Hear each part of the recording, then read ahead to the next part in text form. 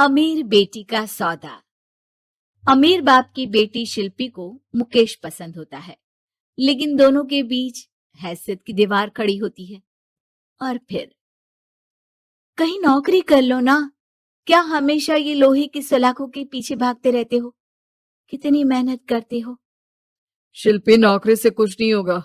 तुम लोगों की हैसियत तक पहुंचना है तो अपना ही बिजनेस करना पड़ेगा, वरना तुम्हारे पापा किसी और से तुम्हारी शादी करवा देंगे। अच्छा, ऐसे किससे करवा देंगे? मैं तो तुमसे ही शादी करूंगी। बोल दिया तो बोल दिया, बस। मुकेश उस बेचारी को समझाता भी तो क्या। दुनिया के रीति रिवाजों से काफी दूर थी शिल्पी।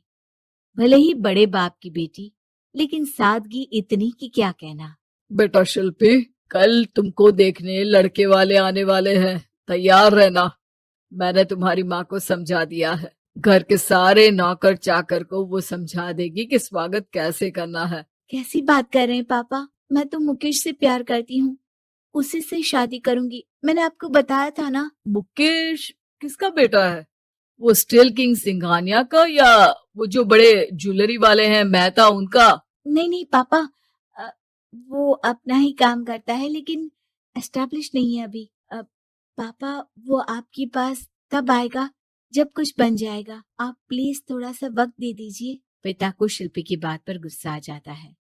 वो उससे कुछ नहीं कहते और शिल्पी की माँ के पास जाते हैं। ये संस्कार देकर बड़ा किया तुमने शिल्पी को, और कैसे मैं किसी भिखारी के साथ उसकी शादी कर दूं? कौन है ये मुकेश? मैं जानती हूँ, बड़ा ही होनहार लड़का है। शिल्पी से बहुत प्यार करता है और शादी करना चाहता है। अरे ऐसे कैसे मैं किसी से भी अपनी बेटी की शादी कर दूं? कोई भी उठकर आए और कहे कि मैं शादी करना चाहता हूं तो मैं शादी कर दूं? कान खोल कर सुन लो, कल उसे अच्छे से तैयार कर देना, क्योंकि जो लड़का मैंने देखा है शिल्पी के लिए, वो करोड़पति घर का बेटा है, समझी? लाख मना करने पर भी शिल्पी को उस लड़के से मिलवाया जाता है जो उसके पिता ने उसके लिए देखा था। देखिए, मैं किसी और से प्यार करती हूँ और उसी से शादी करूंगी। ये तो बहुत अच्छी बात है कि तुम किसी और से प्यार करती हो, क्योंकि मैं भी किसी और से प्यार करता हूँ। लेकिन शादी तो हम दोनों को ही करनी होगी, जानती हो ना, ये बिजनेस और ये सारा कुछ। शिल्पी को समझ में नहीं आता कि वो क्या कह रहा है, लेकिन वो समझ जाती है कि वो लड़का भी किसी और से प्यार करता है। पिताजी, वो भी कह रहा था कि वो किसी और से प्यार करता है। हाँ तो करने दो ना, हमने तो नहीं रोका। तुम अपना देखो, शादी के लिए हाँ कर गया है वो। लेकिन क्यों? अरे वो और मैं दोनों ही एक दूसरे से प्यार नहीं करते, फिर शादी क्यों कर ले? पापा, एक बार सिर्फ मेरे कहने पर आप मुकेश से मिल ले। पिता शिल्पी के कहने पर फॉर्मेलिटी के लिए ही सही, लेकिन मुकेश को घर बुला लेते हैं। देखो, ज्यादा वक्त नहीं दे पाऊंगा। ये बताओ कि शादी के बाद कहाँ रखोगे उसे? 2 कमरे के मकान में? नहीं सर, मैंने 2 साल के बाद का सारा प्लान कर लिया है। मैंने आयरन इंडस्ट्री खड़ी करने के लिए पूरा ब्लूप्रिंट तैयार किया है। मेरी खुद की जगह है दादाजी की, बस थोड़ा फंड का अरेंजमेंट हो जाता तो काम शुरू कर देता। अच्छा, मतलब तुम यहाँ फंड रेज करने आए हो? मुकेश समझ जाता है कि उसके पिता शिल्पी की शादी उससे कराने के मूड में नहीं है। फंड आप कभी दे भी नहीं पाएंगे मुझे तो सिर्फ शिल्पी चाहिए। मैं उसके बिना नहीं रह सकता सर। मैं उसे बहुत खुश रखूंगा। वो तो हर पति का धर्म होता है। वो तो मैं किसी से भी उसकी शादी करा दूं, वो उसे खुशी रखेगा। लेकिन देखो, मैं ज्यादा बात को घुमाना नहीं चाहता। वो बड़े घर की लड़की है, उसे काम काज की आदत नहीं। अभी वो समझ नहीं रही, लेकिन तुम तो समझो। मैं किसी भी हालत में शिल्पी की शादी तुमसे नहीं करवा सकता। मुकेश पिता से लाख मन्नतें करता है, लेकिन वो नहीं मानते। शिल्पी की शादी उस अमीर लड़के से हो जाती है। शादी के बाद क्या हम लोग मेरी माँ के घर चले?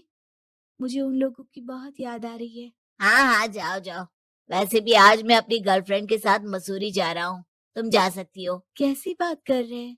अब हम लोगों की शादी हो गई है, आप कैसे किसी और लड़की के साथ जा सकते हैं? अरे मैंने तो तुम्हें शादी के पहले ही बता दिया था कि मेरी कुछ गर्लफ्रेंड्स है। अब प्लीज ये टिपिकल बीवी वाला रोना धोना शुरू मत कर देना। शिल्पी पिता के घर जाती है और माता पिता को सारी बात बता देती है। इतना गंदा इंसान निकलेगा, मैंने तो सोचा ही नहीं था। अरे क्यों कराई मेरी फूल जैसी बेटी की शादी ऐसे घर में। और तो क्या हो गया, शुरू शुरू में हर घर में ऐसा होता है, धीरे धीरे ठीक हो जाएगा। और वैसे भी उन लोगों के साथ हम लोगों की एक बड़ी डील फाइनल हुई है, समझी।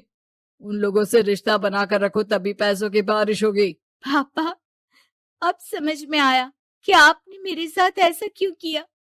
मुकेश आपके सामने गिड़गिड़ा कर गया कि वो मुझे बहुत खुश रखेगा, लेकिन आपने मेरी शादी एक ऐसे लड़के से करा दी जो किसी और लड़की से प्यार करता है और शादी सिर्फ समझौते के लिए कर रहा है। पापा, मैं जा रही हूँ, लेकिन इस घर में कभी पैर भी नहीं रखूंगी।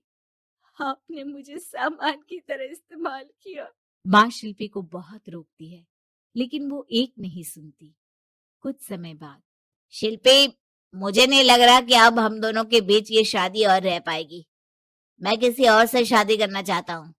वैसे तुम परेशान मत हो ना, तुम्हारे पापा के साथ हम लोगों की डील जो चल रही है ना, वो नहीं रुकेगी, क्योंकि तुम बहुत अच्छी लड़की हो।